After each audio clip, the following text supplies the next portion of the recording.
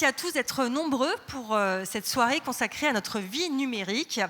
Alors, vous le savez, hein, nous avons tous peut-être des tablettes, des smartphones, des ordinateurs, et nos vies numériques pèsent lourd sur la planète et ses ressources, et engendrent différentes sources de pollution. D'ici 2025, pour vous donner un chiffre, il y aura près de 65 milliards d'objets connectés dans le monde, soit 7 fois plus qu'aujourd'hui. Alors, dans ce contexte, une société de la sobriété numérique est-elle possible ? C'est ce qu'on va voir avec nos invités. Mais avant, on voulait un petit peu tester vos connaissances et vous proposer un petit jeu préparé par Mathilde ce soir, un petit quiz, pour savoir si justement vous avez déjà pris conscience de ce que cette vie numérique peut représenter comme impact sur la planète. Alors la première question, c'est, selon vous, Netflix consomme à lui seul 5% de la bande passante mondiale, 15% ou 25%? Alors j'attends une réponse, allez-y, sentez-vous libre de proposer la vôtre. Alors j'entends 15, oui, faites voter, enfin je ne sais pas si on va voter, mais 25, alors on parle de 25, 15 dans le fond. Bah, écoutez, la réponse c'est 15%. 15% de la bande passante mondiale. Alors une autre question, on va passer à la suivante. En 2018, le visionnage justement des vidéos en ligne, toutes plateformes confondues, a généré autant de CO2 qu'un pays comme le Luxembourg, l'Espagne ou le Mexique. L'Espagne, tout à fait, vous êtes très fort, bravo. Et enfin, dernière question, en moyenne, alors ça on parle de 2017, le foyer d'un pays développé possédait 25 objets connectés. Le chiffre était de 10 en 2012.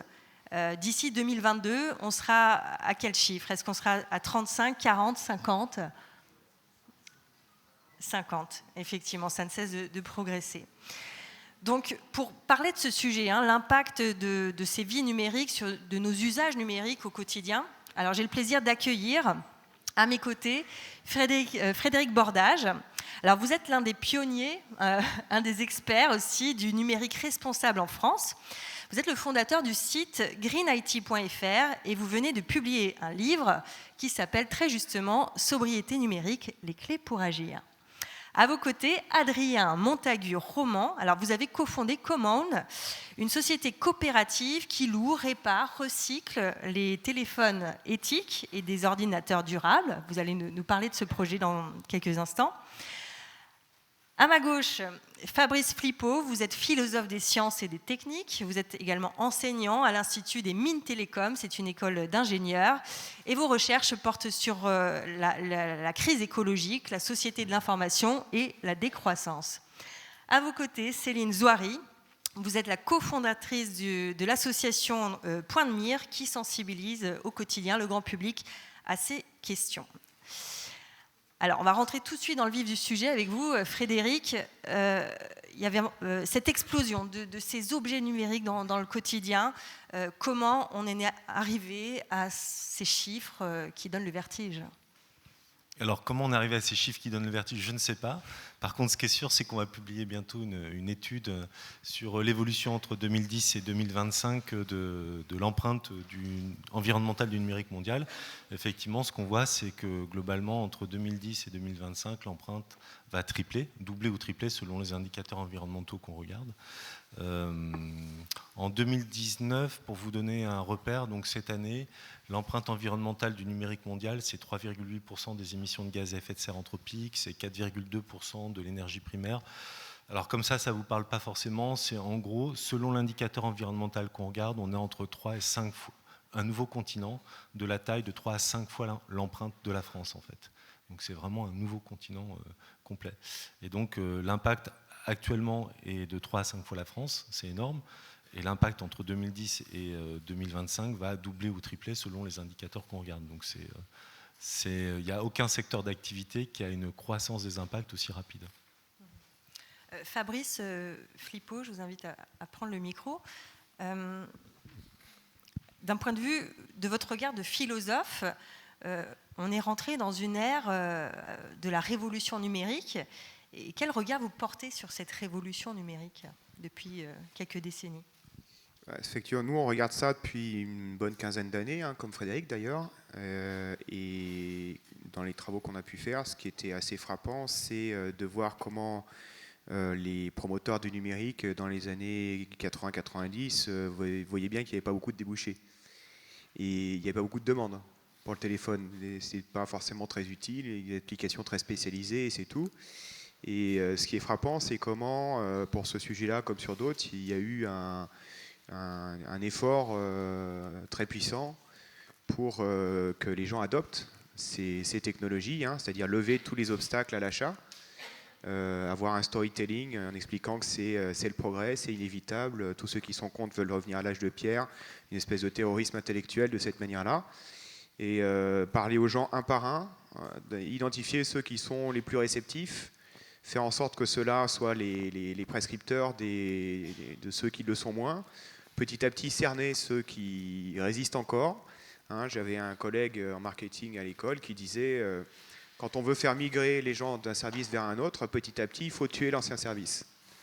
Hein, il n'y a plus d'alternative, en fait. Hein. Comme quand il n'y a plus d'alternative, bon, ben, on est bien obligé d'avoir un appareil numérique. Donc, c'est tout cet effet collectif, toutes ces stratégies qui sont à l'œuvre depuis une vingtaine d'années, ou un peu plus d'ailleurs. Hein.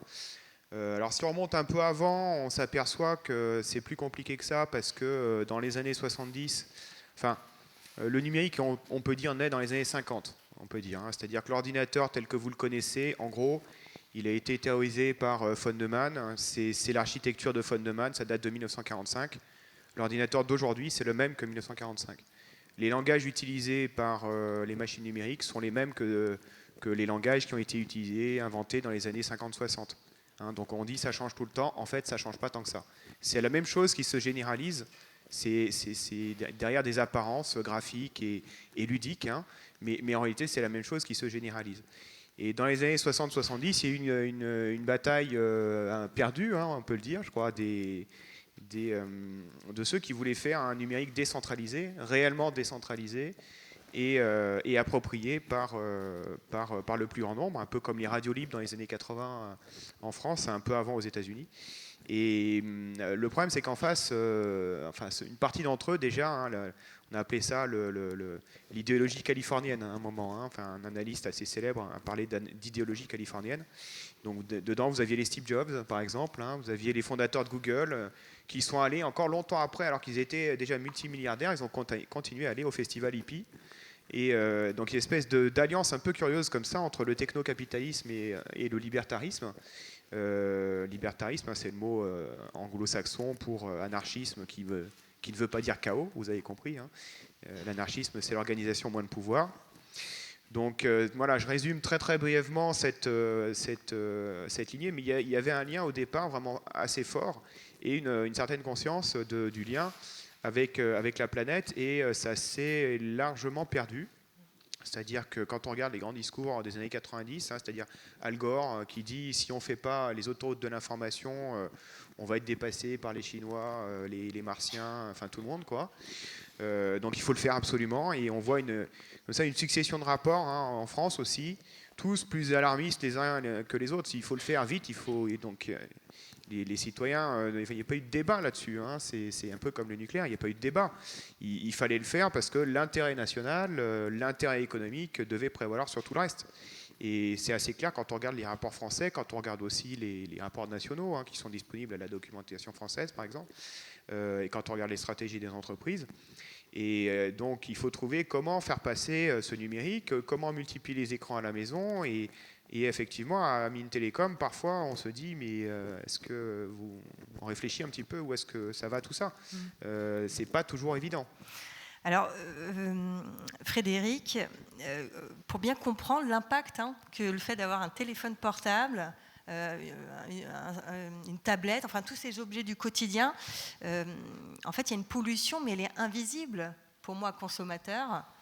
Alors, qu'est-ce qu'il y a derrière ? Alors, si on réfléchit en cycle de vie, c'est-à-dire qu'au début de la vie, on va prendre l'exemple d'un smartphone, par exemple.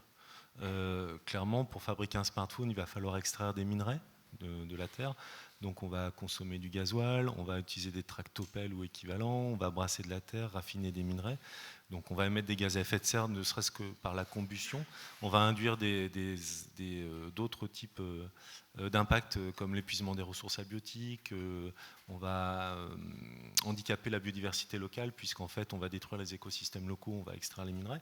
Puis après on va transformer ces minerais en composants électroniques, donc avec des processus chimiques, métallurgiques plutôt impactants. Et puis de fil en aiguille comme ça, après la fabrication, eh bien, on va utiliser nos équipements et selon le pays où on se situe, la fabrication d'électricité va induire d'autres types d'impacts, comme par exemple des émissions de gaz à effet de serre importantes partout dans le monde. En France, on émet beaucoup de vapeur d'eau, qui est le principal gaz à effet de serre sur Terre, hein, je le rappelle quand même, des fois que. On va émettre beaucoup de dioxyde de carbone en Chine, puisque l'électricité est fabriquée au charbon, et puis etc. Et donc en fin de vie, ensuite, on va avoir d'autres types d'impacts, donc toujours des émissions de gaz à effet de serre associées au recyclage, mais aussi des pollutions diverses et variées. On va contribuer à l'eutrophisation des milieux aquatiques. J'utilise volontairement des mots techniques et un peu grossiers qu'on n'utilise jamais quand on parle des impacts environnementaux parce que c'est finalement les principaux. Et donc, tout au long de la vie d'un smartphone, on va produire des impacts. Alors ça, c'est juste le smartphone qui est, je me permets, qui est là posé sur la table, mais on a ensuite, en plus, tous les serveurs, tous les réseaux qui vont permettre à ce smartphone de servir à quelque chose, parce que ce smartphone tout seul, il ne sert à rien. Il faut en plus rajouter toutes les radio base stations, donc ce qu'on appelle les antennes relais, il faut rajouter les satellites, il faut rajouter les data centers, donc ces centres informatiques qui hébergent des serveurs, etc., etc. Et donc tout au long de la vie du smartphone, on va avoir des impacts environnementaux divers et variés, dont des émissions de gaz à effet de serre qui vont contribuer au réchauffement global induisant un changement des climats locaux, etc. etc. Alors Adrien, donc vous avez cofondé Common. Alors juste un petit mot pour les gens qui sont là ce soir. Est-ce que vous pouvez expliquer en quoi consiste cette coopérative ? Alors donc c'est une coopérative qui va proposer en location longue durée sans option d'achat des produits éco-conçus, c'est-à-dire qui sont le plus possible réparables, le plus éthique possible, parce que là on vient typiquement de parler des externalités environnementales, mais il y a aussi des coûts humains et sociaux non négligeables tout au long de la chaîne de valeur d'un appareil électronique. Donc on propose par exemple le Fairphone en location avec service, des ordinateurs sous Linux qui soient plus réparables possible. On a également Windows pour les entreprises qui ne pourraient pas forcément adhérer à ces OS libres. Et on va essayer d'accompagner d'une part les producteurs d'un modèle de vente à un modèle d'économie de la fonctionnalité, et d'autre part les consommateurs d'un modèle de possession à un modèle d'usage, où ils ne vont plus uniquement avoir un appareil, mais ils vont bénéficier d'un service qui va prendre en charge les pannes, les casses, les réparations, l'assistance pour se passer de Google sous Android par exemple, etc., etc. Alors on comprend bien que vous êtes plutôt du côté des alternatives, des solutions, et on va en parler un petit peu plus longuement dans la deuxième partie de cette table ronde. Mais je voulais qu'on revienne un petit peu sur justement l'impact sur l'environnement. Et vous avez des éléments sur ces déchets électroniques qui ont un impact. Bien sûr, alors moi j'ai beaucoup aimé l'introduction des échanges là, comment en fait on en est arrivé à ces chiffres et qu'est-ce qui nous a poussé dans ce cul-de-sac, on va dire. Clairement, pour moi, c'est notre course à l'immédiateté et la fuite en avant, puisqu'on cherche toujours à aller plus vite, plus loin, plus fort. Et dans l'électronique, ça se traduit par du plus petit, de plus en plus petit, et de la miniaturisation des composés et des éléments. C'est-à-dire qu'on va associer les éléments ensemble au niveau atomique, et donc on va se retrouver à avoir dans la poche un ordinateur qui à l'époque devait tenir dans une pièce en termes de puissance, et on comprend bien que juste en termes de recyclage, essayer de dissocier 70 matières premières qui sont condensées dans 10 cm², c'est très compliqué en fait. Et ça sera beaucoup plus avantageux d'aller extraire des minéraux par des enfants en Afrique que de s'échiner à la tâche pour récupérer du tantal ou de l'or dans une soupe de plastique, de terres rares et de minéraux. Donc sur le recyclage, si c'était là où il fallait en venir, vraiment les produits électroniques en fin de vie, ils ne sont pas récupérables en fait. C'est-à-dire qu'aujourd'hui, on nous vend souvent le recyclage comme l'élément qui clôt la boucle, le 100% de plastique recyclé, etc., etc. C'est une vue de l'esprit, c'est-à-dire que même le cuivre, qui est une matière qu'on arrive à recycler vraiment facilement, par exemple sur les lignes téléphoniques. À chaque cycle de recyclage, on a de la déperdition de matière et vous allez observer des sinusoïdes petit à petit, c'est-à-dire qu'on va partir de 100 et à chaque cycle de recyclage, on va en perdre. Donc factuellement, on ne sera pas capable de recycler les produits électroniques parfaitement. C'est juste, ça me semble difficilement possible. Donc partant de ce constat, il faut allonger la durée d'exploitation des appareils. Et puis je voudrais juste faire une référence à une étude qui vient de sortir récemment. Ils ont essayé d'évaluer l'impact et l'amortissement écologique de différents appareils. Par exemple, un aspirateur, idéalement, il faudrait qu'il dure 15 ans, je crois. Voilà. Un lave-linge, ça pourrait être 44 ans, il faudrait qu'il dure 44 ans. À votre avis, un smartphone, pour vraiment amortir l'impact, ça serait de l'ordre de 50 ans, 100 ans, 2000 ans, 500 ans, à peu près combien? Disons à la louche, 50 ans ici, 500 ans là pour avoir? Qui pour 50 ans? Ok. Qui pour 500? Ok, bon, ben, c'est 232. Et donc ça donne un peu l'ampleur de la tâche. Si on voulait vraiment amortir notre smartphone, il faudrait le garder 232 ans. Donc on n'en est pas encore là. Et donc c'est là où on se dit peut-être que la meilleure façon d'être responsable dans l'électronique, c'est de se passer de smartphone. Mais bon, là c'est absolument pas commercial, puisque moi je loue des smartphones. Mais il faut garder cet esprit critique toujours en tête. Si jamais on peut se passer de ces produits, c'est la meilleure solution. Voilà. Alors Céline, je vous invite à prendre le micro. Alors, avec Point de Mire, vous faites de la sensibilisation au grand public à ces enjeux-là. J'aimerais qu'on parle avec vous des usages, de nos usages au quotidien numériques, parce que mine de rien, il y a quand même un impact, et encore une fois, c'est un impact invisible, mais qui a quand même des conséquences. Absolument, comme vous le disiez tout à l'heure, le problème des consommateurs, de nous tous, des utilisateurs, c'est qu'on ne voit pas. Et quand on a créé l'association Point de Mire, donc Mire pour Maison de l'Informatique Responsable, on s'est donné comme motto « rendre visible l'immatériel ». Notre objectif, en fait, c'est vraiment d'expliquer aux gens quels sont ces impacts qu'on a commencé à passer en revue. Et dans quelle mesure, effectivement, il y a un impact qui est aujourd'hui non négligeable sur l'environnement, puisque ça dépasse même les impacts de l'aviation civile, etc. Je crois qu'il y a quelques chiffres qui pourront être donnés. Alors, l'usage n'est pas à proprement parler la phase qui est la plus impactante aujourd'hui pour les matériels numériques, puisque c'est la fabrication, l'extraction, comme le disait Frédéric tout à l'heure. Cela dit, on constate que les usages aussi évoluent. J'ai eu l'occasion d'interviewer par exemple des jeunes utilisateurs, la génération Z, entre 16 et 24 ans. Juste pour la petite histoire, sur 10 ados, ou jeunes adultes interrogés, à la première question que je leur ai posée, à quoi vous sert votre smartphone, il n'y en a aucun qui m'a dit à téléphoner. Aucun, zéro. Ils n'utilisent plus aujourd'hui leur smartphone pour téléphoner. Ils l'utilisent pour échanger des vidéos, des images via des réseaux sociaux, des applications. Ils enregistrent des messages vocaux qu'ils s'envoient. Je n'ai pas encore compris la vraie raison. J'ai eu beau interroger mes 3 ados à la maison, je ne vois pas, mais eux, c'est ce qu'ils font au quotidien. Et ça, forcément, c'est beaucoup plus impactant que juste passer un coup de fil ou envoyer un SMS. Donc on se rend compte qu'en plus, les usages changent avec les nouveaux matériels, avec les nouvelles applications disponibles, etc. Et on est aujourd'hui sur des usages qu'on n'aurait pas du tout imaginés et qui, peut-être nous aussi, à notre génération, nous semblent complètement étranges, mais qui augmentent, en tout cas, qui effectivement aggravent ces impacts. Mais quels sont les comportements qui sont énergivores ou alors qui ont vraiment un impact? Alors c'est dans le stockage des mails. Est-ce que c'est quelles sont les situations du quotidien où finalement, sans le savoir, on a un impact sur l'environnement? Alors aujourd'hui, c'est plus forcément le stockage qui est le plus impactant, c'est plutôt justement le fait d'échanger les informations via les réseaux. C'est devenu plus impactant, plus énergivore que le stockage, puisqu'il y a des gros progrès qui ont été faits au niveau des performances des centres informatiques. Mais effectivement, tout ce qui est échange de photos, vidéos, connexion à des réseaux sociaux, streaming. On parle beaucoup du streaming, vous avez posé la question sur Netflix.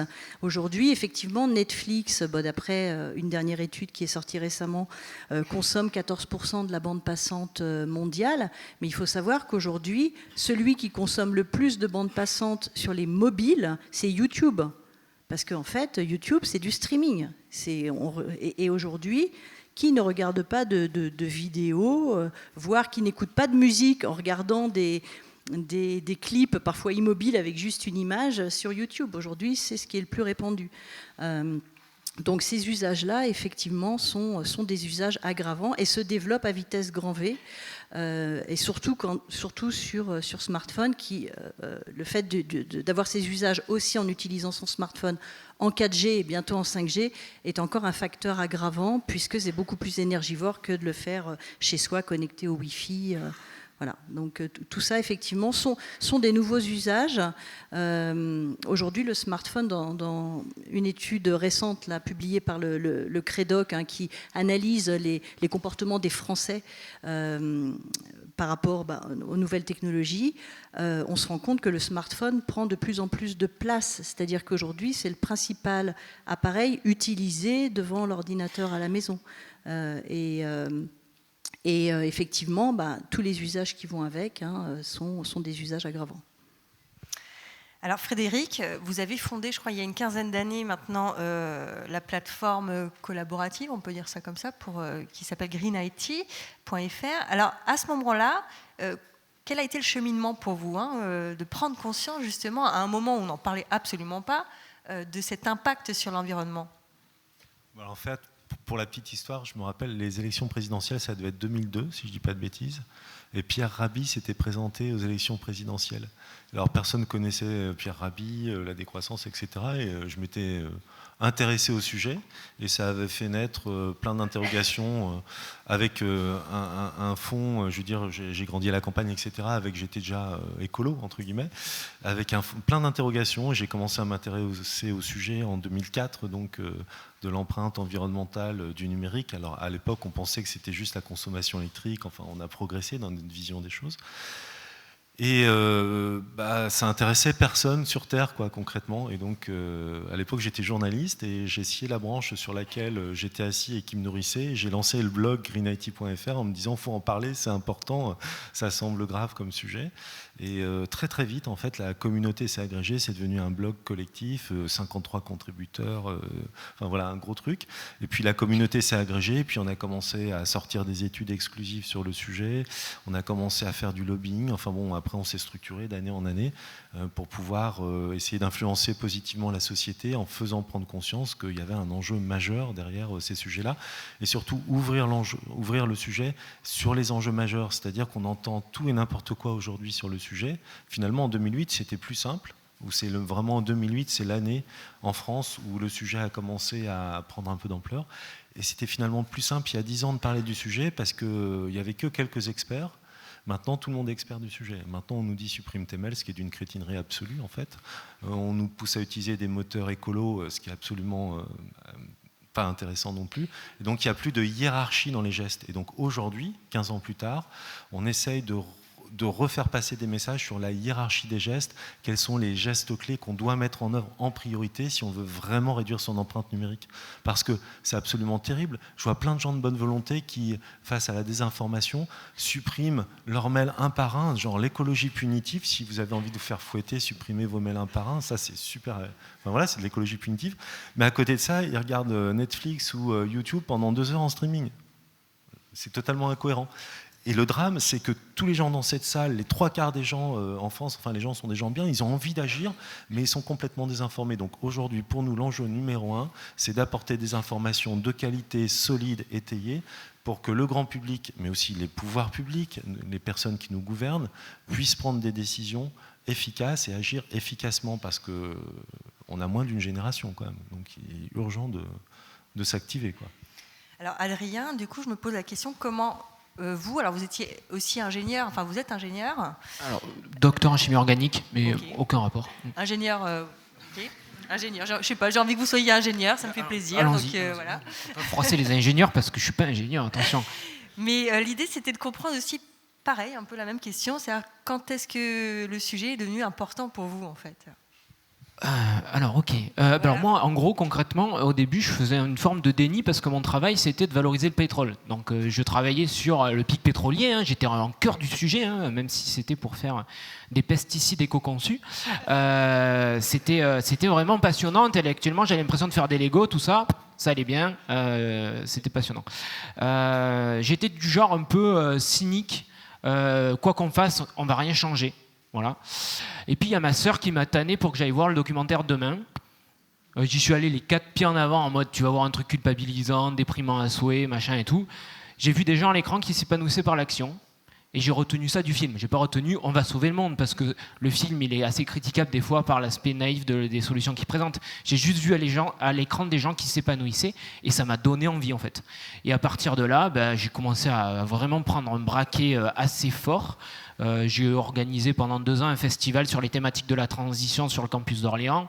Pendant 6 semaines, je démarchais les gens dans la rue pour leur dire d'aller voir le documentaire demain. Bonjour, est-ce que je peux vous suggérer un film à aller voir au cinéma ? Parce que je trouvais que c'était vraiment un film qui m'aurait mérité d'être remboursé par la Sécu, quoi.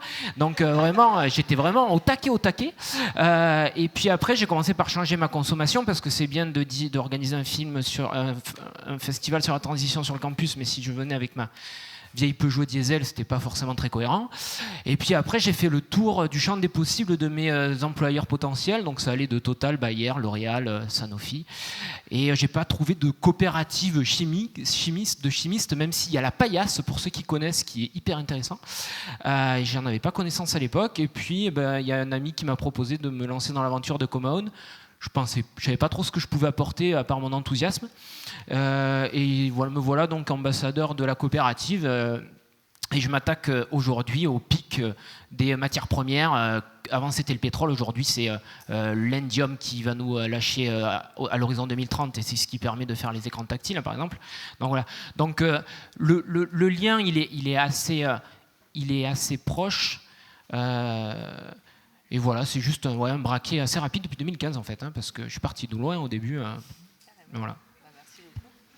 Alors Céline, vous avez une expérience dans l'entreprise, hein, puisque vous avez travaillé 25 ans, je crois, dans l'informatique. Oui, 28. 28. Bon, alors justement, est-ce que les entreprises, le secteur des entreprises, ils prennent conscience de l'enjeu ou on en est encore loin ? Oui, je pense qu'aujourd'hui, il y a une prise de conscience. Nous, en tant qu'association, on est aussi sollicités par les entreprises pour faire des interventions auprès de leurs salariés pour expliquer les enjeux, ce qu'on vient de voir, et quels sont les gestes que chacun peut adopter pour essayer de limiter son impact. Après, de là à dire que ça change vraiment la stratégie de l'entreprise, je ne sais pas. Je ne pense pas qu'on en soit encore là. Maintenant, c'est un début. On en parle de plus en plus, aussi dans la presse. Il y a des manifestations comme celle-ci. Donc, moi, je suis assez optimiste. Moi, j'ai travaillé dans l'informatique pendant 28 ans sans jamais me poser la question. Pendant 25 ans sans jamais me poser la question sur ces problématiques, à part en 2007-2008, parce que je vendais des missions de consulting sur le Green IT, c'était le début, mais c'est vite retombé un peu comme un soufflet. Et je me suis réintéressée au sujet quand j'ai décidé de reprendre mes études et faire un master en développement durable. Ça n'avait rien à voir avec l'informatique, vraiment rien à voir. Mais finalement, la rencontre avec Bella, Lotto Ifleur, qui tient le stand Point de Mire, la fondatrice de Point de Mire, qui faisait les mêmes études, m'a donné finalement une occasion d'allier mon expérience dans l'informatique et puis de trouver vraiment un sujet qui concernait aussi le développement durable. Donc on s'est lancé ensemble dans l'aventure de cette association. Et pour revenir à la question, effectivement, on intervient en entreprise, c'est un début, mais ce n'est pas encore la panacée. Il y a encore beaucoup à faire. Il n'y a pas encore d'informaticiens green dans les entreprises ? Alors, je vais me permettre de répondre parce que je pense que je suis la personne en France qu'on accompagne le plus. Si, en fait, il y a même des clubs d'entreprises, etc. Aujourd'hui, 80% des entreprises, ça leur passe au-dessus de la tête, clairement. Par contre, sur les 20% d'entreprises qui s'y intéressent, on a des responsables Green IT, des personnes en charge du numérique responsable. Alors, on est encore très loin des objectifs dont on rêve pour un avenir plus enviable pour nos enfants, clairement. Par contre, ça fait quand même un certain nombre d'années. La Poste, pour citer un nom, La Poste, ça fait 10 ans qu'ils ont un responsable Green IT qui est nommé. Il y a un certain nombre d'autres grandes organisations privées ou publiques qui agissent. C'est clairement encore une minorité. Par contre, celles qui agissent, elles commencent à acquérir une certaine maturité avec des référentiels, de bonnes pratiques, des outils d'évaluation, etc. Donc, il y a quelques grandes entreprises, grandes organisations privées et publiques qui agissent. Il y a plein de startups qui s'y collent. Certaines, pas exactement comme il faudrait. Il y a de la bonne volonté, mais il faudrait qu'elles soient mieux accompagnées. C'est à la fois les très grandes et les très petites. Au milieu, c'est plus compliqué, concrètement. De trouver des grosses PME qui sont matures sur le sujet. Le problème numéro 1, c'est l'information. Je veux dire, tant qu'on ne formera pas les étudiants à l'école sur le sujet, tant qu'on sortira d'école d'ingénieurs sans avoir entendu parler des mots-clés Green IT, numérique responsable, sobriété numérique, et qu'on n'aura pas eu des cours sérieux avec des supports sérieux, des profs formés, on ne progressera pas, quoi, concrètement. Aujourd'hui, le drame, c'est que la tech va sauver le monde. Donc les ingénieurs, ils sortent d'école d'ingénieurs, ils pensent que la tech va sauver le monde. La tech, c'est le feu. On est en train de se cramer avec cette invention, quoi. On n'a pas encore compris comment l'utiliser. On est des hommes de Cro-Magnon du numérique, littéralement, quoi. C'est pareil que le pétrole, quoi. Oui, c'est comme le pétrole. C'est exactement comme le pétrole. Et malheureusement, tant qu'on ne formera pas les gens et qu'on les outillera pas, et on a des outils aujourd'hui comme les analyses du cycle de vie comparatives qui sont très efficace pour s'assurer que la nouvelle solution technologique qu'on met sur le marché pour sauver la planète sauve vraiment la planète plutôt que d'amplifier l'effondrement actuel, quoi. Et donc voilà, pour moi, le sujet numéro 1, il est là. Tant qu'on ne formera pas correctement les gens et qu'on ne les formera pas aux outils existants, on va dans le mur. Le numérique est en train d'accélérer l'effondrement en cours. Il faut dire les choses comme elles sont, quoi. Je m'excuse, j'ai dérapé, mais... Du coup, Fabrice, à l'échelle de l'histoire, en tant que philosophe, est-ce qu'on a d'autres périodes où justement de l'histoire, l'être humain avait cette fascination pour la technologie, le progrès, mais jusqu'à se brûler les ailes en fait. À aucun moment l'être humain s'est questionné sur l'impact de ces inventions sur la Terre. En fait, les technologies ont toujours été contestées.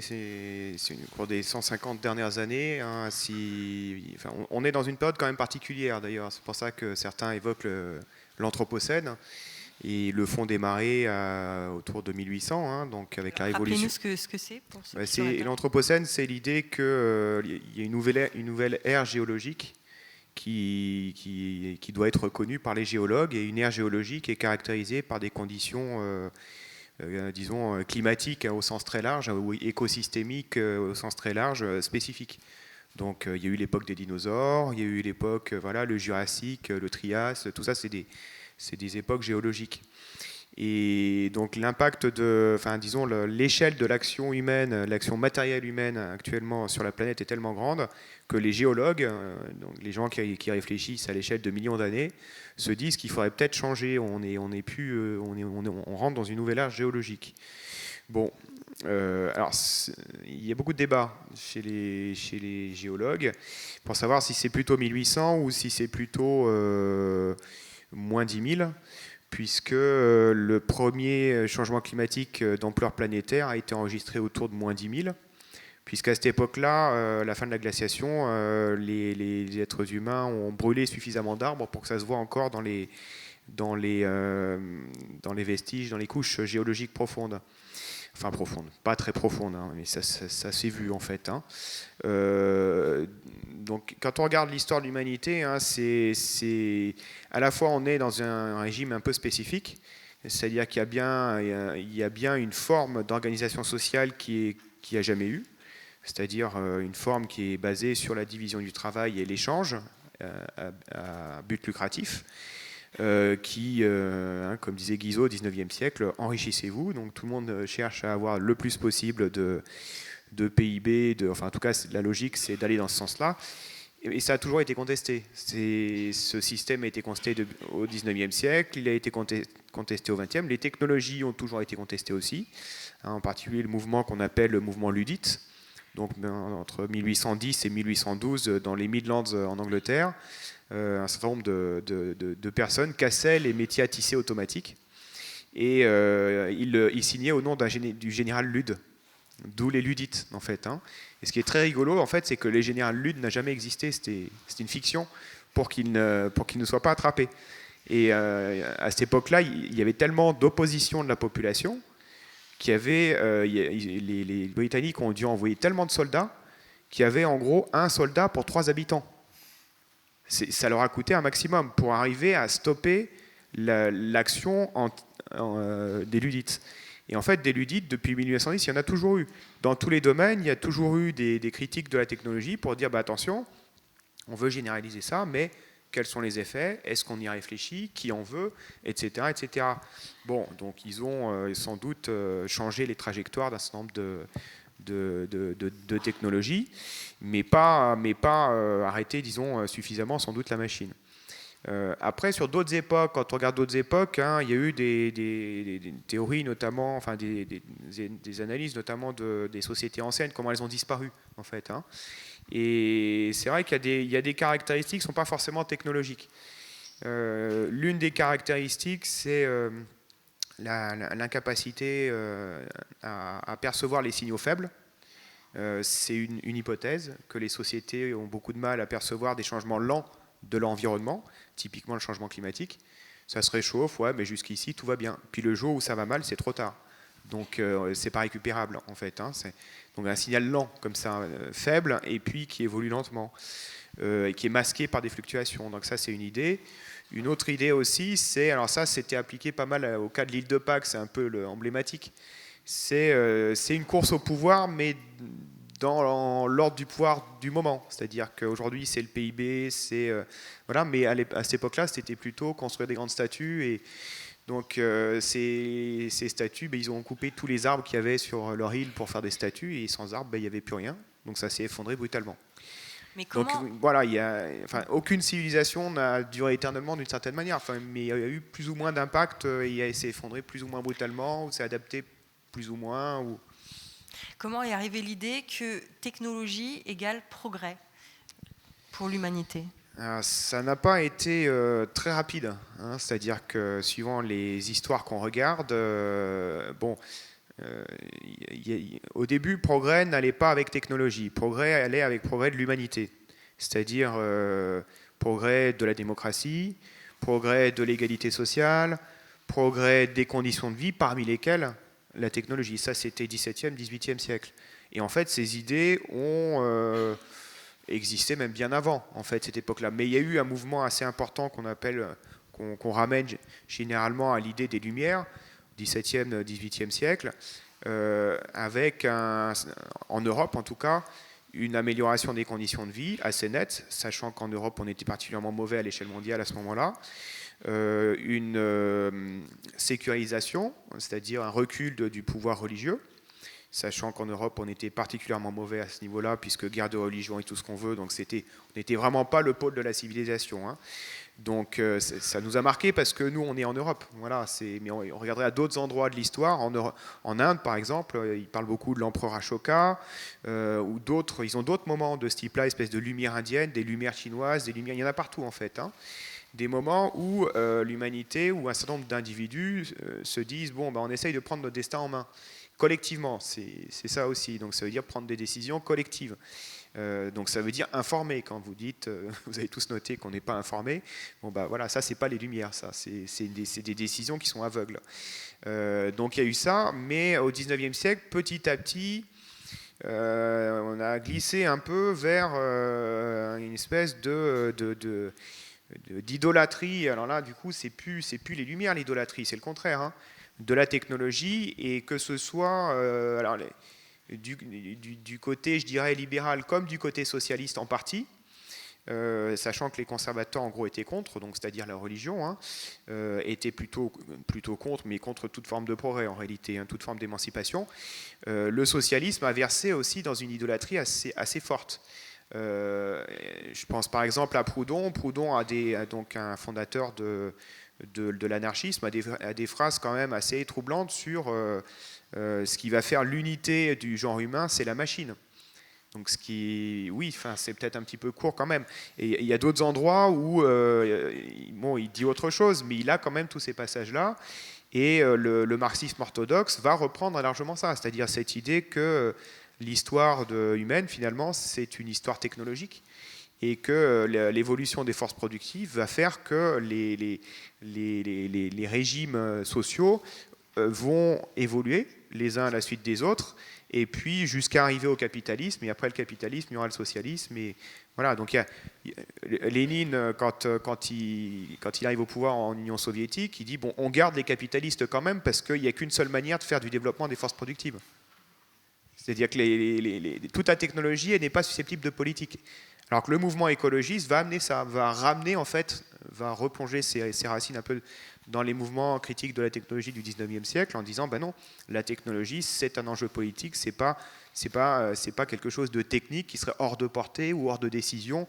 C'est des choix de vie, c'est des choix de mode de vie qu'il faut se réapproprier. Merci. Alors, ce qu'on va vous proposer, c'est peut-être de poser déjà à ce stade quelques questions, si vous en avez, à nos invités, avant qu'on rentre dans une deuxième phase plus axée sur les solutions et les alternatives possibles. Alors, n'hésitez pas, par rapport à ce qui vient d'être dit, est-ce que vous avez envie de poser des questions à nos invités? Faites-vous connaître.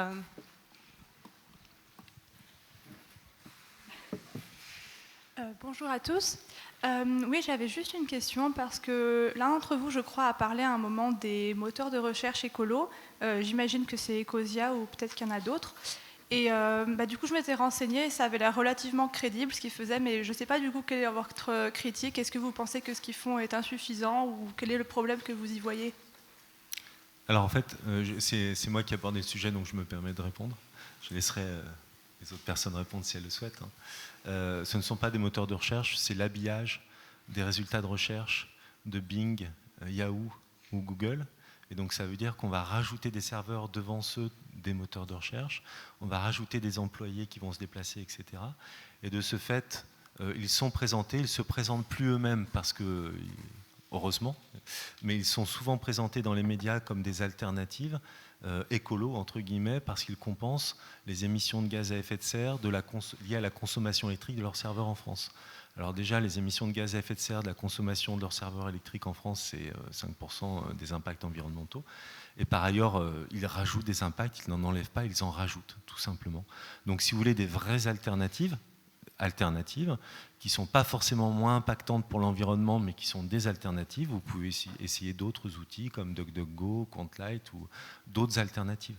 Mais ces outils, en fait, ceux que vous avez cités, que je n'ai pas envie de citer d'ailleurs, ceux que vous avez cités ont souvent un intérêt, par exemple, pour certains d'entre eux, sur le financement de projets sociétaux qui font avancer le schmilblick.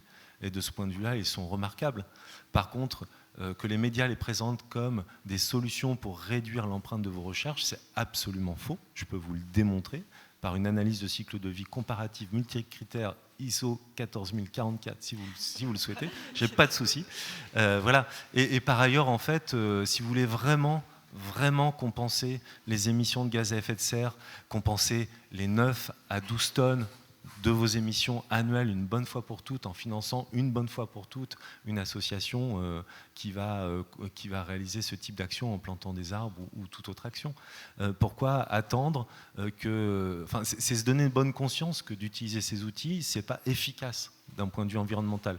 Moi, j'ai une fille qui a 9 ans, je me bats tous les jours pour son avenir et l'avenir des générations qui viennent. C'est ça, moi, mon combat. C'est pas de vous faire croire que parce que vous utilisez un moteur qui va compenser d'un microgramme de dioxyde de carbone, c'est pas une solution de fond. Voilà. Donc pour moi, c'est vraiment pas crédible. Alors du coup, je me permets de faire l'avocat du diable, si on peut le présenter comme ça, parce que c'est vrai qu'en fait, d'un point de vue vraiment rigoureux, on ne peut pas dire c'est une solution qui permet de réduire l'impact. Par contre, c'est une solution qui, en tant que consommateur, offre une alternative d'action. C'est-à-dire, si moi, individu lambda, j'utilise Google tous les jours, je vais financer à 100% une multinationale dont le modèle économique est basé sur la pub. Si, sans trop d'efforts, et en modifiant juste un petit truc dans mon quotidien, je veux détourner une partie de ces fonds vers une action qui me semble intéressante, telle que reforester, parce que Ecosia ne se présente pas comme une... Je parlais des médias qui présentent. Oui, mais bon, c'est vrai qu'il faut quand même bien expliquer ça. Ecosia ne se présente pas comme un compensateur de leur activité, parce que forcément, sur la compensation carbone, si on prend les effets directs ou indirects, on va vite arriver dans des débats hyper stricts et vraiment hyper intéressants, et c'est hyper compliqué d'évaluer l'impact réel d'une entreprise. Donc, eux, en fait, ce qu'ils font, c'est qu'ils injectent 50% de leur chiffre d'affaires dans la reforestation de zones qui jugent intéressantes à reforester avec de l'agroforesterie, tout ça, machin. Donc, voilà. Mais après, donc c'est juste, en fait, quoi qu'on fasse, on va avoir un impact. Si on fait un tout petit truc, on peut choisir sur quel curseur on se place, en fait. Juste pour rebondir, je m'arrête pour qu'on puisse répondre aux autres questions. En fait, on vient d'avoir la démonstration parfaite de l'effet délétère de la présentation par les médias de ces moteurs comme des solutions qu'on ne sont pas. On vient de perdre 5 minutes à parler d'une non-solution, alors qu'on... Non, mais c'est vrai, c'est critique et c'est criminel d'une certaine façon.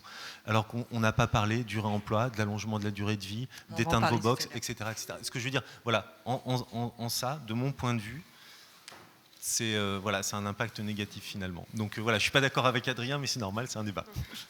Alors, on va prendre une autre question. J'ai vu des mains se lever. Oui. Bonsoir. Il y a quelques années, j'ai lu un article concernant les tempêtes solaires. Et on en a évité une grosse de justesse qui aurait vraisemblablement beaucoup endommagé tous les réseaux de télécommunications et électroniques. Du coup, je me suis posé la question, quel serait l'état du monde sans électricité ? Et est-ce qu'au final, ce ne serait pas ça qui nous sauverait ? Et est-ce que les populations sont prêtes à affronter un événement de cette taille ? Attention, c'est du lourd. Je ne veux pas monopoliser la parole, mais j'ai un début de réponse. Nous, on pense, et c'est dans l'intro du livre Sobriété numérique, nous, on pense en fait que la force de l'humanité, des êtres humains, Homo sapiens, par rapport à d'autres espèces, c'est sa capacité à transmettre des informations, une culture, et à communiquer efficacement pour résoudre des problèmes complexes, en fait.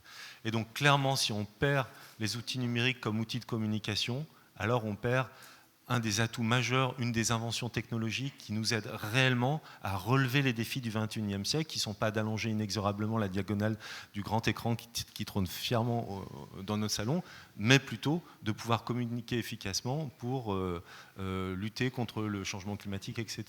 Et donc, aujourd'hui, les solutions low-tech de communication, donc par exemple, on sera obligé de ressortir les CB si on en arrive à la situation que vous décrivez. Les solutions low-tech, elles sont intéressantes et on devrait aujourd'hui penser le numérique comme une ressource critique, non renouvelable, en voie d'épuisement, et la protéger, la garder, enfin vraiment l'utiliser justement pour pouvoir réagir, la blinder d'une certaine façon pour la protéger de ce type d'événements et surtout pouvoir réagir à des événements majeurs en fait, concrètement. Ouais, je voulais juste rajouter quelque chose. La population ce soir est assez jeune, d'après ce que je vois pas très bien. Mais juste quand même, moi quand j'ai commencé à travailler, j'avais pas de smartphone, j'avais pas de téléphone portable, j'avais un téléphone fixe, j'avais pas d'ordinateur. Et pourtant je travaillais et j'avais des clients et mes collègues travaillaient et on vivait pas trop mal, même sans grand écran dans mon salon. Ça c'était le premier élément de réponse, donc bon. Voilà. Et la deuxième chose que je voulais dire, c'est lisez Ravage de Barjavel. Voilà. C'est un bouquin qui a été écrit dans les années 50, je crois, et qui décrit peu ou prou, à mon avis, ce qui se passerait si ce que vous dites arrivait. Voilà. Alors, Adrien. je rebondis parce que c'est un sujet qui me passionne aussi. Et du coup, alors, en fait, moi, si je m'engage aujourd'hui dans une coopérative de l'électronique, concrètement, c'est que je pense que le numérique, il a quelque chose à nous apporter par rapport à ces perspectives-là. Mais là où vraiment il faut faire attention, c'est aujourd'hui le numérique, c'est tout le temps, immédiatement, en 4K demain. Enfin bon, c'est juste une orgie d'énergie alors qu'on n'en a plus trop. Par contre, il y a des alternatives qui pourrait éventuellement pallier à ça. Il y a un site web, par exemple, qui s'est lancé, qui est uniquement alimenté par des panneaux solaires. Donc, quand il fait nuit, on n'a plus accès au contenu. C'est pas compliqué, quoi. Le soir, à minuit, on va plus regarder Netflix jusqu'à 4h du matin. On va aller regarder la voûte céleste qui aura retrouvé une splendeur magnifique puisqu'on n'aura plus de pollution lumineuse. Hurrah, quoi. Dans l'hypothèse où Elon Musk ne nous bazarde pas des milliers de satellites pour faire de l'Internet généralisé, parce que ça fait une pollution autre, hein, mais bon, c'est un autre sujet. C'est quand même important de se dire que le numérique, ça ne sera pas forcément toujours comme on le conçoit aujourd'hui. Il peut être décentralisé, il peut être low-tech. Et quand même, c'est intéressant à conserver parce qu'il permet de maximiser la coopération, il permet l'accès à la connaissance, l'horizontalisation de certaines prises de décision. On va voir plein de choses émerger grâce à ces outils aujourd'hui. Par contre, il y a plein d'usages qu'il faut réinterroger. Là, on est d'accord. Hein.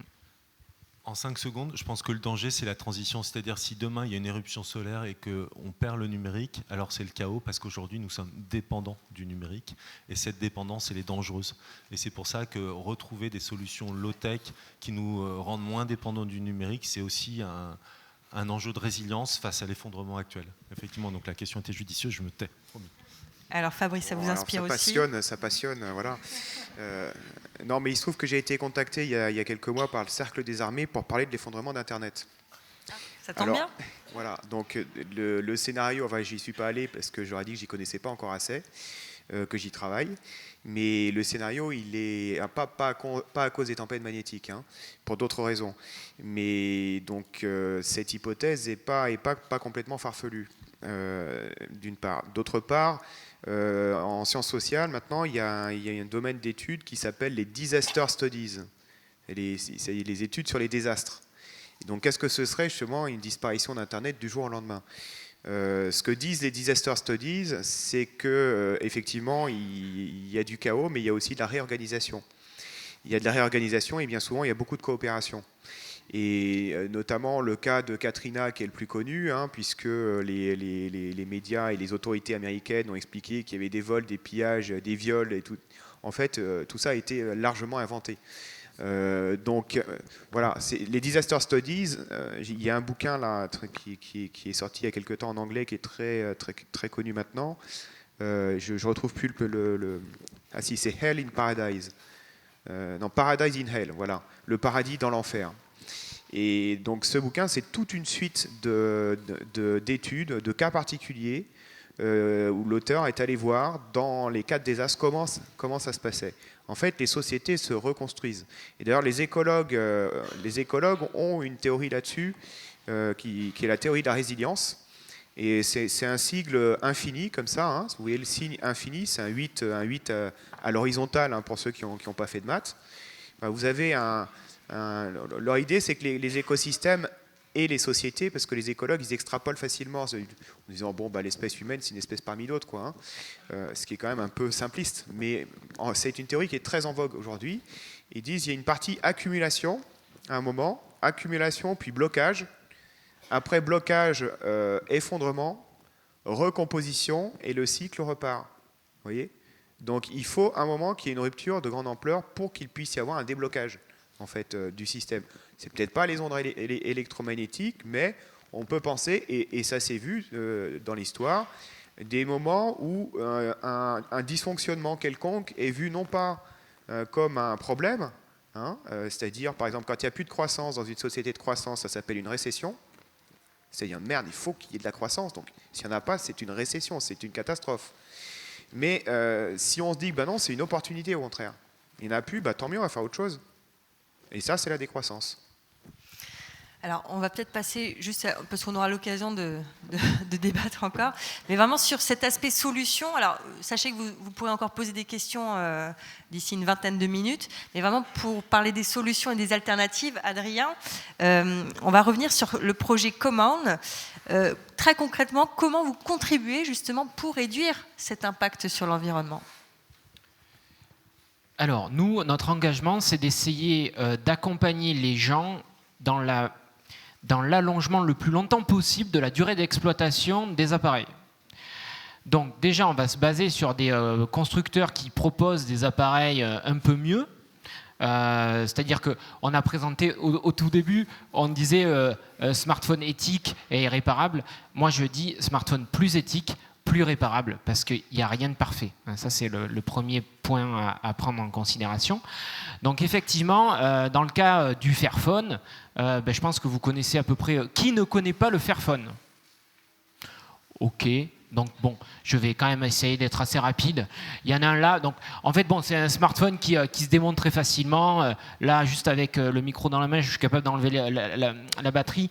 Je serais capable éventuellement de manière un peu plus audacieuse d'enlever l'écran avec une seule main, mais j'ai essayé des fois, ça marche pas très bien.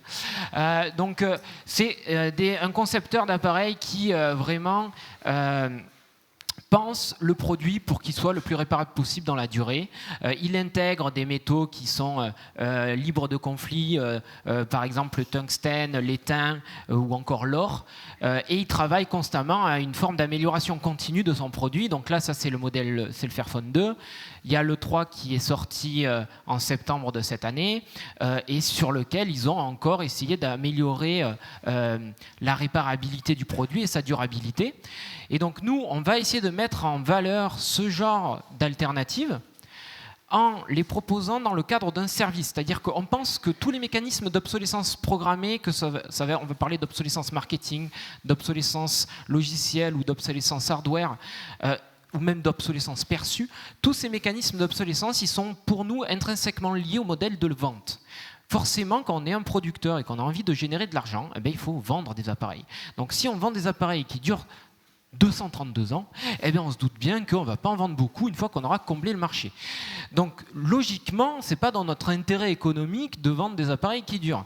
Donc même si forcément l'obsolescence programmée fait débat et on va dire que peut-être ce n'est pas dans la volonté des constructeurs que de rendre les appareils obsolescents, dès l'instant qu'on fixe la batterie avec de la colle et qu'il faut 1h30 pour un chirurgien pour enlever une batterie sur un smartphone, c'est de l'obsolescence programmée puisque la batterie elle a un cycle de vie déterminé qui est... On ne peut pas changer son cycle de vie. Donc voilà. Donc nous, on va maximiser la durée d'exploitation des appareils par du service. Accompagnement à l'usage, prise en charge des pannes, des casses, des réparations.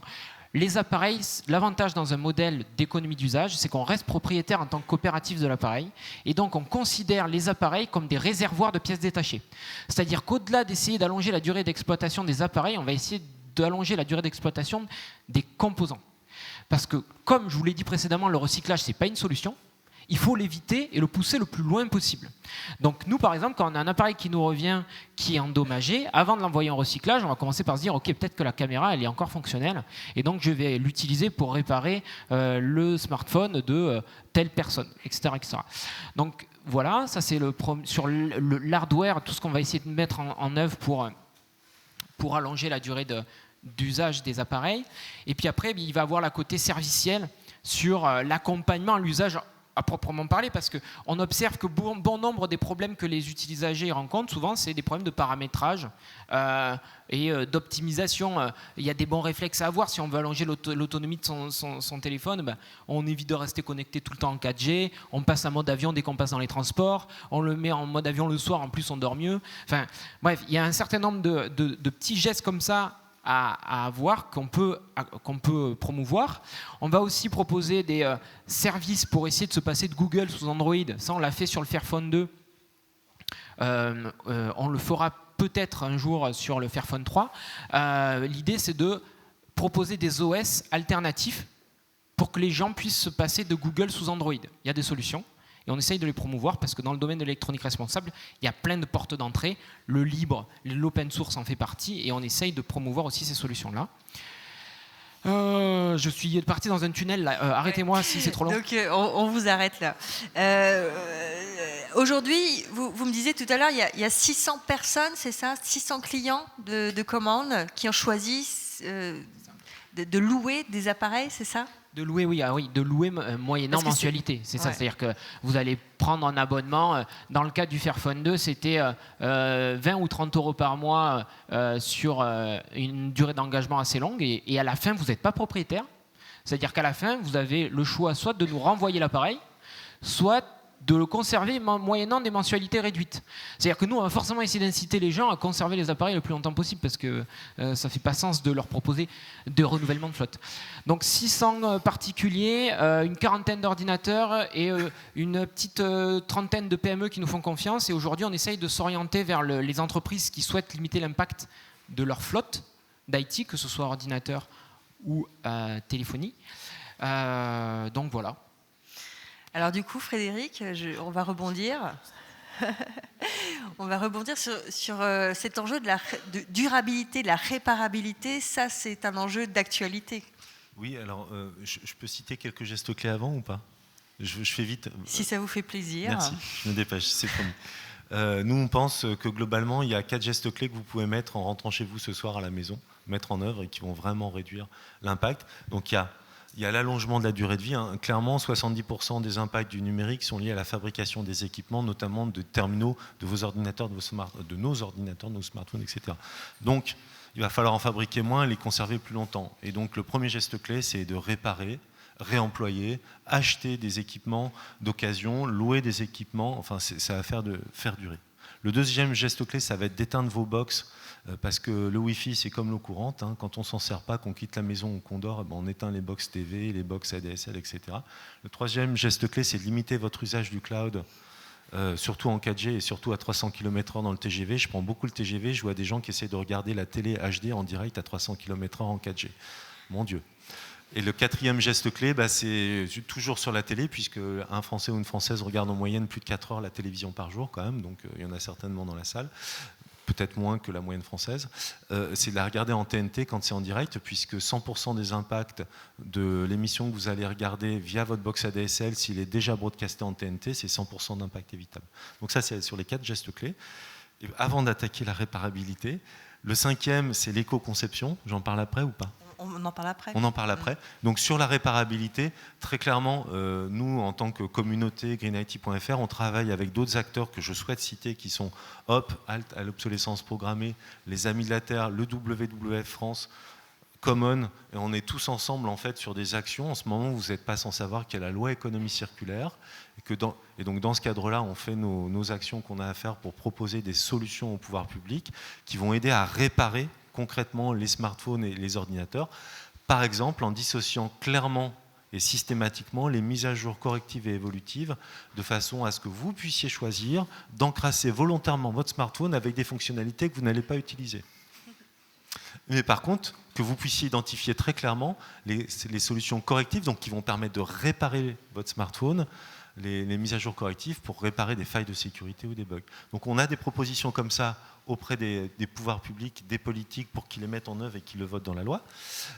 Et en plus, on travaille par exemple avec Adrien et les ONG que j'ai cités sur des bouts de cette loi, comme l'indice de réparabilité. On essaye d'influencer positivement cet indice de réparabilité voulu par Brune Poirson pour les consommateurs. On essaye, vu que toutes les parties prenantes sont autour de la table, de vous représenter, société civile, de vous représenter, consommateurs, de façon à ce que cet indice de réparabilité vous aide vraiment à identifier des équipements qui sont vraiment plus réparables. Alors, Céline, je reviens vers vous, car vous donc avec Point de Mire, vous êtes sur ces ateliers de sensibilisation. Là aussi, quels sont les messages sur lesquels vous mettez l'accent auprès du grand public ? Alors, on met l'accent sur ce que vient de dire Fred, hein, c'est les principaux éco-gestes, notamment faire durer son matériel. Et pour faire ça, en fait, on a créé des outils un peu pédagogiques que vous pourrez voir tout à l'heure. Il y en a quelques exemplaires là. Notamment, on a désossé des ordinateurs, des tablettes, des smartphones pour montrer aux gens ce qu'il y a à l'intérieur, tous les différents composants, pour qu'on connaisse tous mieux son matériel. Parce que faire durer son matériel, c'est bien, mais pour le faire durer, il faut le connaître. Il faut savoir comment l'utiliser, il faut éventuellement savoir le réparer, c'est pas toujours facile. En tout cas, savoir comment le faire réparer éventuellement. Donc nous, on est persuadés chez Point de Mire qu'une meilleure connaissance de nos matériels permet de le faire durer. On a mis en place notamment un petit carnet d'entretien, comme une voiture. Hein. Votre voiture, vous l'entretenez, vous l'emmenez chez le garagiste régulièrement. Il faudrait faire la même chose avec son smartphone, avec son ordi. Il n'y a aucune raison. On nous a mis dans les mains, en fait, des super ordinateurs, des super calculateurs, des outils qui sont extrêmement sophistiqués, assez chers quand même, sans vraiment nous former, nous expliquer comment les utiliser. Et ça, c'est déjà une aberration en soi, parce qu'en fait, je pense que tous autant que vous êtes, vous utilisez probablement une petite partie en fait de vos matériels, et vous ne l'utilisez pas vraiment dans sa pleine capacité, parce que vous le connaissez. Nous le connaissons mal. Donc on essaie déjà de travailler là-dessus. On organise aussi des ateliers pour apprendre justement aux gens à réparer, avec là encore des partenaires du style Repair Café Paris, à réparer leur smartphone. Et puis on va aussi créer des outils pédagogiques qui vont reprendre donc les principaux éco-gestes dont on a parlé, puisque en fait on essaye vraiment de diffuser l'information au plus grand nombre. On va commencer à faire des ateliers dans les écoles primaires bientôt, parce qu'on parlait tout à l'heure des écoles d'ingénieurs. Ouais, c'est bien, mais en fait, les nouvelles technologies, ça commence bien avant ça. On pourrait presque même en faire en maternelle. Voilà, parce que ça nous semble très très important de faire ça le plus tôt possible et de sensibiliser les jeunes publics, parce que eux sont nés avec les nouvelles technologies, c'est des prolongements d'eux-mêmes, on le voit très bien avec les ados aujourd'hui. Donc il faut qu'ils puissent capter ces messages-là. Alors Frédéric, vous aviez envie de parler d'éco-conception, c'est le moment. Ok, merci. Je vais faire vite, je vous promets. Oui, il y a un sujet qui est moins grand public et qu'il faut absolument aborder, je pense. Et je vais commencer par une petite histoire qui dure 20 secondes, c'est promis. Je préparais une conf il y a, je sais pas, je crois que c'était en juin 2018, c'était une grosse conf, genre format TED, fallait dire les choses très rapidement. Là, on a un peu plus de temps, merci. Et pour marquer les esprits, comme ça allait être le cinquantenaire d'Apollo, j'avais fait un calcul, et en fait, il y a 50 ans, quand on est allé sur la Lune, l'ordinateur de bord de la mission Apollo, il avait une capacité de stockage de 70 kilooctets, et une mémoire vive d'ailleurs de 4 kilooctets. Donc en fait, 70 kilooctets, c'est un mail. Donc ça veut dire qu'il y a 50 ans, avec un mail, on était capable d'aller sur la Lune. Aujourd'hui, avec un mail, on ne va pas vraiment sur la Lune.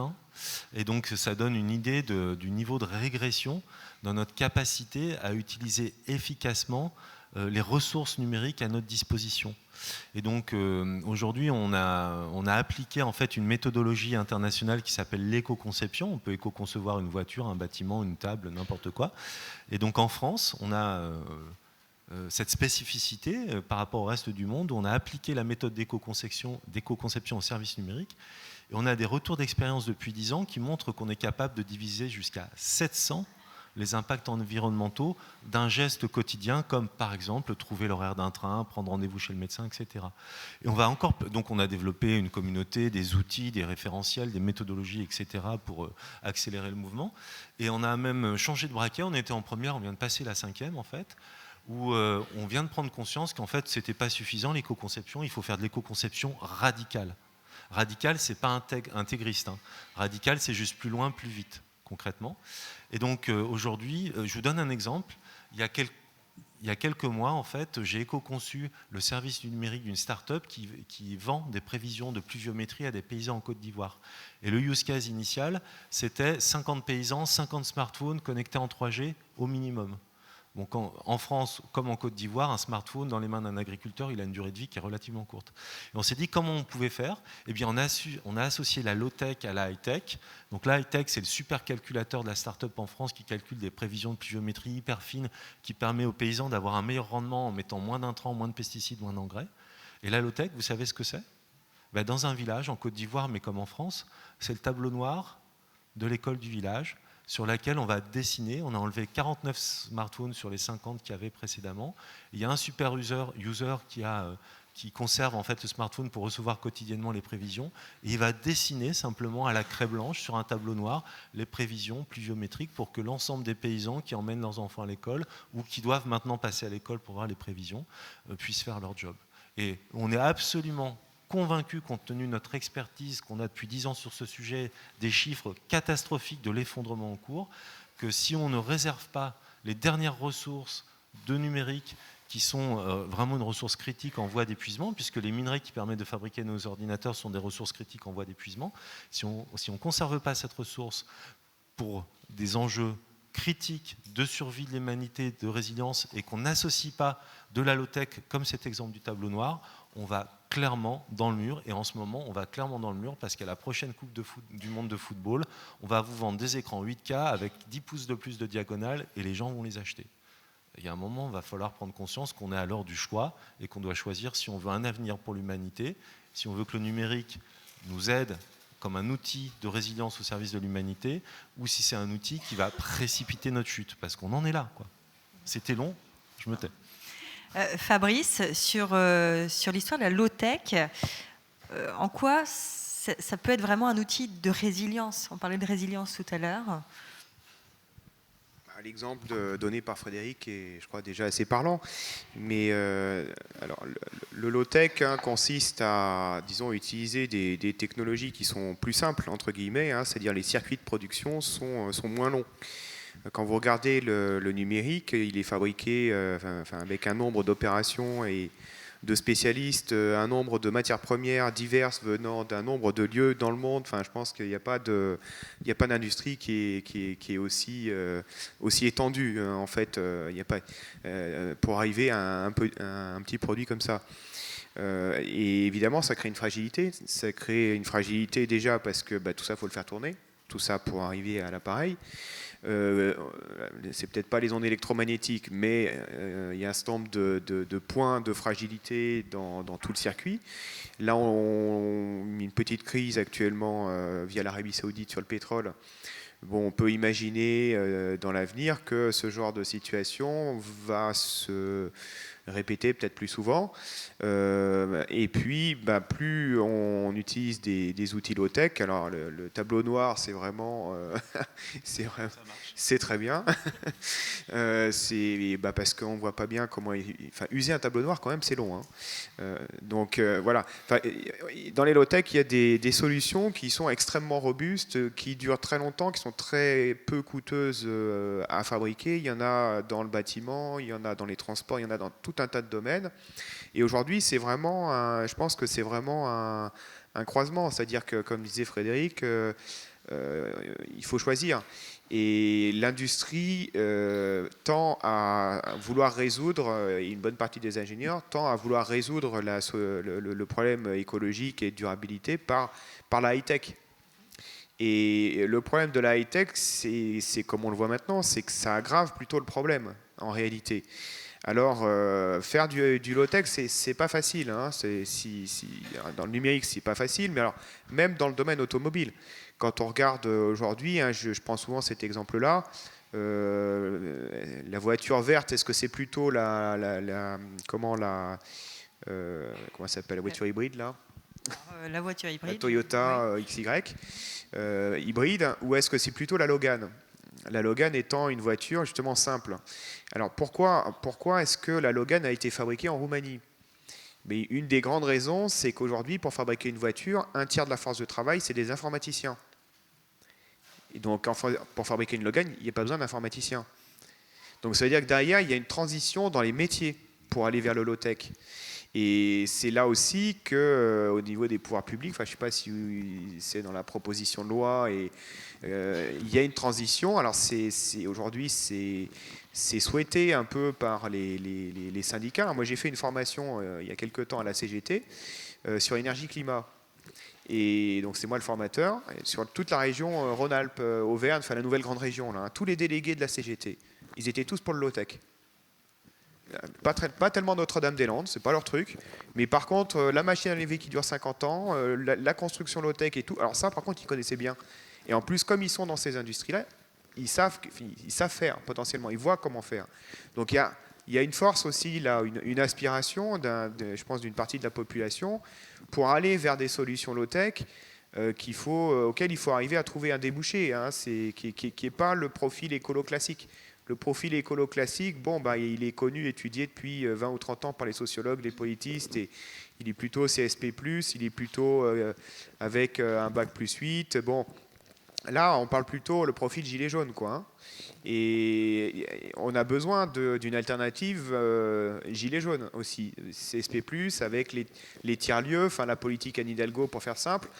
c'est bien, mais c'est nettement en dessous de ce qu'il faudrait pour un changement de grande ampleur. Donc en termes d'alliance, je dirais, hein, c'est-à-dire comment est-ce qu'à un moment on se dit, bon, il y a les gestes, d'accord, mais comment est-ce qu'à un moment, il n'y a pas que les gestes, il y a aussi une alternative politique qui fait qu'on passe de un petit geste plus un petit geste à une régulation qui va faire que tel ou tel petit geste qui est quand même compliqué, difficile, et, il se généralise. Par exemple, la loi dit que tous les trucs qui ne sont pas commandes, paf, c'est interdit, terminé. C'est les conditions de marché, ou similaires à votre boîte, c'est les conditions de marché, c'est la régulation qui fait et qui défait les marchés, qui facilite ou qui crée des obstacles à tel ou tel acteur économique.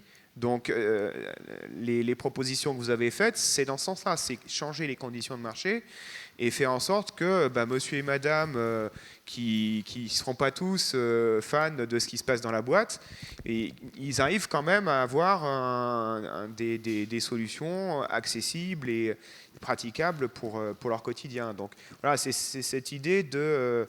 le low-tech, je pense qu'il y a vraiment une demande aujourd'hui, ce qui n'était pas le cas, je pense. Enfin, il y a 10-15 ans, pour bien suivre quand même ce qui se passe dans les syndicats, je pense qu'il y a 10-15 ans, ça leur passait, mais assez largement au-dessus. Maintenant, ils font le lien et il y a une volonté de se réapproprier les outils. Se réapproprier les outils, c'est faire du plus local. C'est avoir des marges de manœuvre. C'est un peu ce que tu disais sur commande. Ce qui m'a fait plaisir, c'est que j'avais à nouveau de la prise, quoi. Quelque part, j'avais je pouvais me réapproprier mon avis, même c'est petit, mais en tout cas, je le fais. Et je peux le faire plutôt que là, rien foutre, être passif. Et voilà, il y a beaucoup de gens qui veulent faire, et pour pouvoir faire, bien souvent, c'est des solutions plus locales. Les solutions plus locales sont des solutions plus low-tech. Donc, il y a tout ça dans le low-tech. Hein. C'est pas simplement regarder l'analyse de cycle de vie. Il faut certes regarder l'analyse de cycle de vie, mais si vous regardez la Logan, hein, alors pour prendre l'exemple du Sénégal encore, et je m'arrête là, l'exemple de la Logan, moi j'ai toujours les étudiants qui me disent « Ouais, mais monsieur, regardez, dans les pays en développement, ils polluent ». Je leur dis non, et je peux vous dire, je l'ai fait. Hein, j'ai pris la 504 7 places au Sénégal, qui a plus d'1 million de kilomètres. La 504 7 places qui met 200 mètres authentique, hein, 200 mètres à s'arrêter en freinant. Mais 200 mètres, je vous assure, hein, c'est pas 50 mètres, 200 mètres vraiment, heureusement que c'est la brousse. Hein. Et donc cette voiture-là, elle fait peut-être du 10 litres au 100, c'est vrai, c'est pas très efficace. Mais dans la 7 places, il y a 12 personnes. Et je compte pas celles qui sont sur le toit.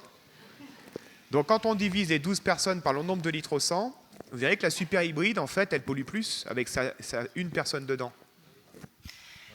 Alors, juste vraiment, par rapport au timing, j'aimerais encore qu'on puisse prendre quelques questions du public, parce qu'on arrive à la fin de cette table ronde.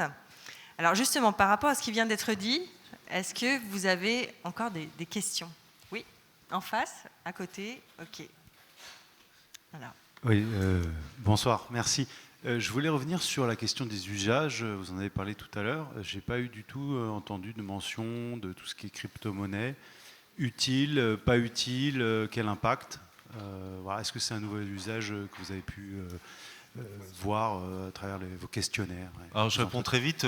La crypto-monnaie, il y en a plein. La seule qui est vraiment généralisée, c'est le Bitcoin. Aujourd'hui, 60 à 70% du coût de minage d'un Bitcoin, c'est l'électricité. Quand on est en Islande ou en Chine, où c'est juste encore rentable, donc le Bitcoin, ça scale pas, ça marche pas.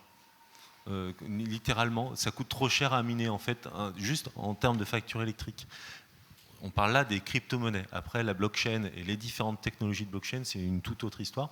Mais la crypto-monnaie, donc la plus connue, celle que tout le monde connaît, le Bitcoin, ça ne fonctionne pas. Personne n'utilise et ça coûte déjà trop cher à miner. Donc, sauf à ce que le cours du Bitcoin augmente de façon considérable, de façon à ce qu'on puisse vraiment polluer considérablement la planète pour miner un Bitcoin, auquel cas ça serait rentable économiquement. D'un point de vue environnemental, c'est une catastrophe. C'est d'une c'est les bases du capitalisme d'il y a de 1800 où on croyait que les ressources naturelles étaient infinies, le Bitcoin. Non, on ne va pas pouvoir miner de façon infinie puisque le numérique est une ressource critique non renouvelable en voie d'épuisement. Il y a un moment, on n'a juste pas assez d'ordinateurs pour miner nos Bitcoins. Est-ce que c'est en plus critique de miner des Bitcoins? Voilà. Ce qui ne remet pas en cause le côté intéressant d'une alternative à un système monétaire centralisé, etc. Mais bon, d'un point de vue environnemental, c'est quand même une catastrophe, il faut le dire. Il faut peut-être expliquer un tout petit peu le principe du Bitcoin, c'est-à-dire que pour que les échanges soient sécurisés, en fait, à chaque échange, ils recalculent toute la chaîne des échanges antérieurs pour simplifier. Ce qui fait que très vite, ça fait des masses de calculs absolument énormes. Comme c'est énorme, c'est pas cassable, c'est parce que c'est énorme et que ça consomme énormément d'énergie. Il n'y a pas que ça, il y a l'Ethereum, il y a plein de trucs qui consomment moins. Mais moi, pour le moment, je n'ai pas vu d'application de ces crypto-monnaies ou de ces blockchains ou des smart contracts, etc., qui est un intérêt, on va dire, ni social, ni écologique. J'en ai pas vu. Alors, il y a des gadgets, mais genre, le dernier que j'ai vu, c'était utiliser la blockchain pour être récompensé quand on prend son vélo. Alors, une autre question. Oui, bonjour. J'aurais une question donc, concernant nos modes de production et de consommation d'énergie ultra centralisés actuellement. On a quelques solutions proposées, notamment le smart grid, qui est de plus en plus en vogue, pour pouvoir potentiellement driver l'énergie consommée, donc permettre l'effacement énergétique ou permettre l'efficacité énergétique. Donc j'aurais voulu savoir un peu ce que vous en pensiez, au-delà de la question des données avec les compteurs Linky, etc., mais qui est un autre débat. Est-ce que c'est bien, mauvais? Donc voilà, un peu savoir ce que vous en pensez. Beaucoup d'électronique pour gérer des kilowattheures qu'on pourrait économiser en se tournant vers une démarche négawatt. Est-ce que c'est raisonnable? Fabrice? Non, je suis d'accord. Non, mais c'est sec parce que je voudrais juste laisser. Oui, alors les négawatts, c'est l'idée simplement que concrètement aujourd'hui, quelles que soient les études qu'on fasse, le type de méthodologie pour quantifier, on se rend compte que ce qui coûte le moins cher, c'est d'économiser l'énergie. En fait, il vaut mieux investir de l'énergie pour isoler une maison, par exemple, ou pour ne pas dépenser 1 kWh sur un autre usage, que de construire un réseau intelligent de smart grid qui va distribuer hyper intelligemment l'électricité, sauf qu'il y a tellement d'énergie grise, c'est-à-dire l'énergie nécessaire pour fabriquer l'ensemble des dispositifs électroniques qui vont rendre ce réseau intelligent, que finalement, en fait, pour moi, on est dans le feu numérique, on est dans le mythe prométhéen avec le smart grid. Certes, ça peut être intéressant, certes, mais l'enjeu numéro 1 prioritaire, celui qui fait qu'on va être résilient, c'est de se poser la question: comment on passe d'une consommation aujourd'hui de 7 MWh, je crois que c'est ça, c'est 6 ou 7 MWh par foyer en France, à 2. Je veux dire, l'enjeu critique, c'est ça. Après, comment on distribue, ça ne remet pas en cause l'intérêt du smart grid sur le fond, mais l'enjeu, là, c'est de diviser par 2, 3, 4, c'est le facteur 4, il faut qu'on divise par 4 notre consommation électrique. Et pour diviser par 4 notre consommation électrique, ce n'est pas les smart grids qui vont nous permettre de le faire. Après, on pourrait se dire oui, mais quand même c'est utile. Bon, déjà, d'une part, faut voir que non, mais il faut voir que l'argent pour ce que tu dis, c'est-à-dire là où on sait qu'on peut réduire massivement les émissions de gaz à effet de serre, la consommation d'énergie, l'argent il n'est pas disponible. Donc faire des gadgets un peu partout qui à l'utilité incertaine. Voilà, la question elle se pose quand même. Les millions ne sont pas multipliables, donc quand on les met quelque part, on ne les met pas ailleurs. Premièrement. Deuxièmement, le smart grid, en fait, c'est principalement une réponse aux énergies renouvelables, à l'intermittence des énergies renouvelables. C'est-à-dire, l'idée, c'est de dire, puisqu'on va avoir des énergies intermittentes, eh bien, on va avoir un réseau qui va être capable de prendre de là pour donner là, disons, accorder l'offre et la demande. Bon, difficile de résumer 50 ans de débat sur l'énergie électrique en France en quelques secondes. On n'a pas le temps, je vous mais confirme. voilà, mais grosso modo, ce n'est pas critique le smart grid. C'est-à-dire que le smart grid, ce qui est critique, c'est plutôt le déploiement des renouvelables. C'est le fait de s'approprier l'énergie renouvelable. Et effectivement, toutes les études en sociaux montrent que quand on déploie le renouvelable, les gens changent leur usage de l'énergie, s'adaptent à la flexibilité. Il y a des solutions de stockage à petite échelle qui permettent d'absorber une très large partie de la flexibilité, ce qui fait qu'à un certain moment, au niveau national ou international, le besoin de flexibilité est faible en réalité. Ceux qui font la promotion des smart grids, eux, ne veulent pas changer, ils veulent que les gens continuent à appuyer sur le bouton sans être informés davantage. Donc évidemment, ils engendrent par leur hypothèse tout un tas de fluctuations dont après ils vont s'acharner à essayer de traiter avec des moyens techniques très sophistiqués, mais ils prennent le problème à l'envers. Encore une fois, ils partent d'une solution purement technologique sans rien changer à l'ordre existant, alors qu'on peut faire autrement, voilà, pour aller très vite. Et Negawatt se fait assez largement l'avocat de ce que je viens de dire. Donc vous regardez negawatt.org, je crois, pour le détail. Alors Adrien ? En fait, c'est juste, ça me faisait penser à c'est un peu le même argument que va utiliser le gouvernement pour justifier le déploiement de la 5G. Ils vont dire, regardez, on va faire de la 5G qui sera peu énergivore parce qu'on va être capable d'optimiser la communication avec les objets connectés. On va les allumer quand on veut. Donc ça, c'est vraiment noir sur blanc. Il y a une ligne là-dessus. La 5G, c'est sobre. Enfin, vraiment, ça m'a fait halluciner, j'ai vu le rapport. Ok, super. Donc la 5G, ce que ça donne comme opportunité, c'est de déployer des millions d'objets connectés dans l'environnement. Donc alors forcément, si on optimise la consommation énergétique de millions de nouveaux appareils en circulation, on prend bien conscience qu'on va avoir des millions de fois peu de consommation, mais ça va représenter beaucoup. Et c'est aussi une porte ouverte à la déplétion de ressources, puisque là, on va être capable d'avoir une gourde connectée qui va envoyer un message à l'assistant Amazon pour dire « Attention, on n'a plus de bonbonne Vittel, envoie-moi un drone pour me livrer ma bonbonne Vittel par la fenêtre ». Ça, c'est la 5G, quoi. Après, voilà, on va nous vendre, pour vendre la 5G, on va nous dire, attention, c'est cool, progrès dans la télémédecine, etc., etc. Donc, on va prendre des usages vertueux qui vont peut-être apporter des choses pour, derrière, donner une opportunité de croissance encore, en mode, voilà, c'est la révolution, 2030 milliards de dollars de bénéfices en l'horizon 2030, la 5G. C'est fabuleux. Vous rigolez, mais quand vous regardez les dossiers faits par les cabinets de consulting pour les investisseurs, qui leur proposent de gagner des milliards, des dizaines de milliards, des centaines de milliards, c'est ça ce qu'ils disent. C'est vraiment ça. J'en ai, je les ai consultés, c'est vraiment ça. Le drone par la fenêtre et tout, c'est ce niveau-là. Amazon Fresh. Imaginez un monde où demain, vous appuyez sur un bouton et vous avez des produits frais cueillis au Chili, livrés par Amazon Prime avec leur flotte de Boeing. En moins de 24 heures, vous allez avoir à votre fenêtre un panier garni avec de la goyave, des ananas bio, bien entendu, bio. Et oui, et donc ça, c'est la révolution, c'est Amazon. Voilà. Alors, on va continuer avec les questions. Je vois dans le fond.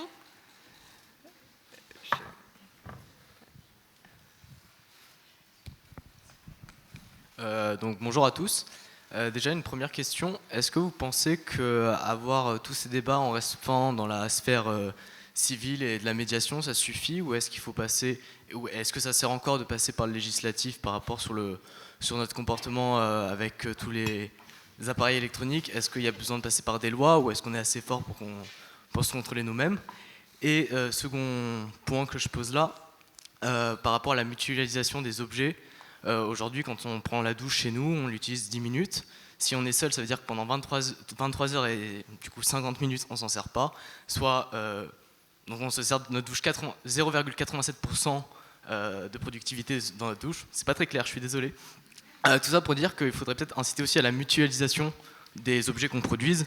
Et on sait qu'aujourd'hui, ce qui pollue le plus, c'est la production des objets, pas leur mise opérationnelle, enfin pas leur exploitation. Donc est-ce qu'il ne faudrait pas aussi se poser la question de la quantité qu'on produit par rapport à combien on est à consommer chaque produit?